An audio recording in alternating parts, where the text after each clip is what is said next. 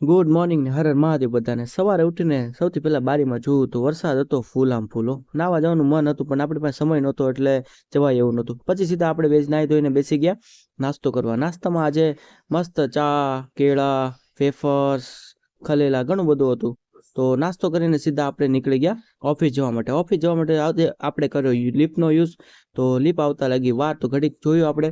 તો જેવી લિફ્ટ ખુલી એટલે સીધા આપણે અંદર ગ્રાઉન્ડ ફ્લોર દબાઈને જતા રહ્યા.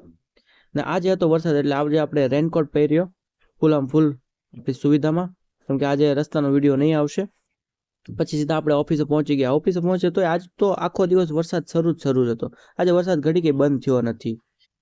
પછી આપણે કરવા બેસી ગયા બપોરનું લંચ અને સીધા પછી આપણે નીકળી ગયા ઘર તરફ જવા માટે.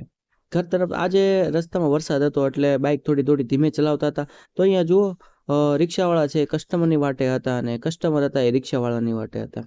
આવું બધું છે લાઈફમાં.